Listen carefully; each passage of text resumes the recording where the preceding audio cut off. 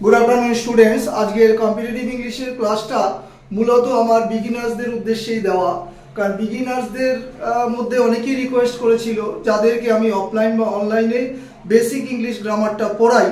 तो तादेर मध्य बोलेछिलो जे तोमार इंटररोगेटिव सेंटेंसेर उपर नरेशन चेंजेर एकटा छोटो क्लास नेওয়া যায় किना। तो तोमादेर उद्देश्ये क्लासटा दिচ্ছি এবং যাদেরকে আমি কম্পিটিটিভ ইংলিশ পড়াই মডারেট বা অ্যাডভান্স লেভেলের ক্যান্ডিডেট আছো আমার যারা, তারাও কিন্তু ক্লাসটা দেখবে। চলো স্ক্রিনশটের জন্য কয়েক সেকেন্ড সময় দিচ্ছি।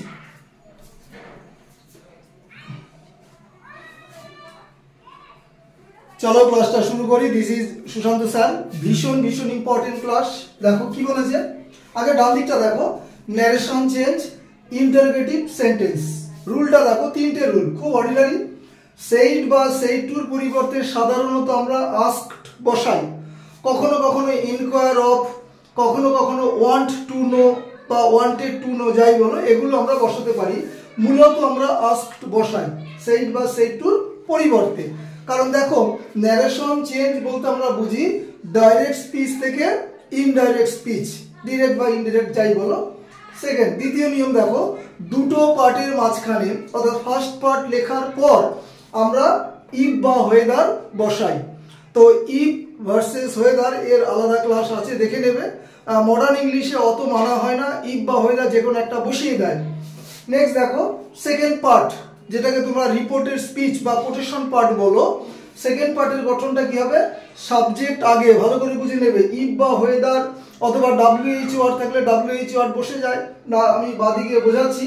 তাহলে সেকেন্ড পার্টের স্ট্রাকচারটা কি হবে, প্রথমে সাবজেক্ট, তারপরে ভার্ব, তারপরে আদার্স। বলতে যতটা সহজ অত সহজ নয় কিন্তু, কারণটা এবার দেখো বাদিকে চলে যাই। কি বলেছে দেখো, আগে তুমি এইটা বোঝো, তোমরা ডিরেক্ট থেকে ইনডাইরেক্টে যে ভার্বের চেঞ্জগুলো, ডিরেক্টে যদি অ্যামিজার থাকে ইনডাইরেক্টে ওয়াজ ওয়্যার হবে। এদিকে যদি ওয়াজ ওয়্যার থাকে ডিরেক্টে, ইনডাইরেক্টে হ্যাড বিন হবে। ডিরেক্টে যদি ক্যান থাকে এটা কুড হবে, উইল থাকলে উড হবে। যেগুলো যেগুলো মেন সেগুলো আমি কিন্তু লিখেছি, আরো অবশ্যই আছে। হ্যাভ থাকলে কি হবে, হ্যাড হবে। আর ভি1 থাকলে কি হবে, ভি2 হবে। আরেকটা নিয়ম আছে, এটা পরবর্তী কোনো ক্লাসে ডিসকাশন করব, স্পেসের কারণে দিতে পারলাম না। দুটো এক্সাম্পল দেখো, he said what is your name. আনসারটা কি দেখো, সেইড এর বদলে আস্কড লিখেছি, হি আস্কড হোয়াট। এখানে যদি কাকে বলছে বলা না থাকে ধরে নিতে হবে সবসময় আমাকে বলছে, তাহলে সে বললো কাকে বললো ধরে নেব আমাকে। তাহলে হি আস্কড হোয়াট ইওর নেমটা হয়ে যাবে কি, মাই নেম, দেখো সাবজেক্ট হয়েছে। আর অ্যামিজার থাকলে কি হয়, ওয়াজ ওয়্যার।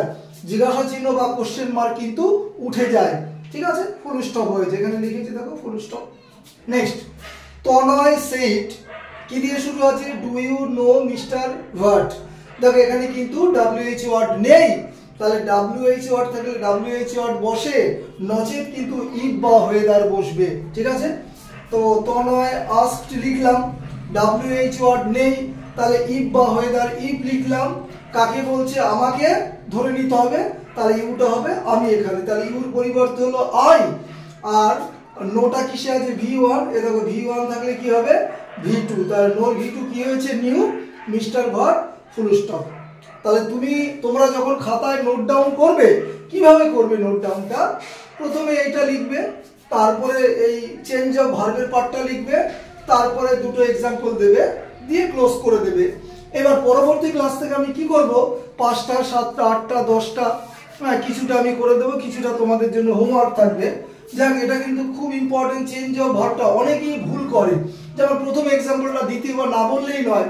ম্যাক্সিমাম মানে যারা আমার মডারেট বা অ্যাডভান্স, তাদের মধ্যে অনেকেই কেন জানি এখনো ধোঁয়াশা থাকে, কি হি সেড বা হি আস্কড লিখলো, সব ঠিক আছে। এবার কি করে, হোয়াটটা লিখলো ডাব্লিউএইচ ওয়ার্ড, এইবার ওরা কি করে তারপরে ভার্বটা লেখে।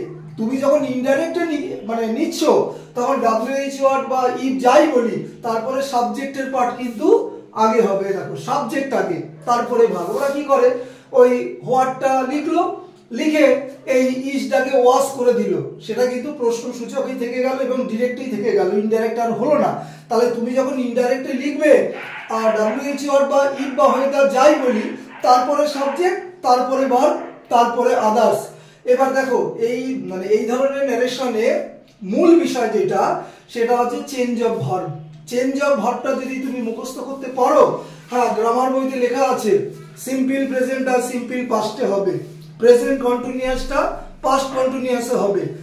দরকার নাই, অনেকে ধরো টেন্স অত ভালো বোঝে না, কিন্তু এটা তো বোঝে যে অ্যামিজার থাকলে ওয়াজ আয়ার হবে, অর্থাৎ অবশ্যই সাবজেক্ট অনুযায়ী এইটুকু বোঝার ক্ষমতা আছে। যাক, সম্পূর্ণ ক্লাসটা আমি বাংলায় বোঝালাম, অনেকক্ষণ ধরে বোঝালাম। সকলের কাছে লাইক, শেয়ার এবং সাবস্ক্রাইব অবশ্যই আশা করি। পরপর দুটো আমি ন্যারেশনের ক্লাস দেব দুদিন পর থেকে, তাহলে তোমরা আরো জিনিসটা ক্লিয়ার করতে পারবে। চলো ক্লাস শেষ করছি। Have a good day.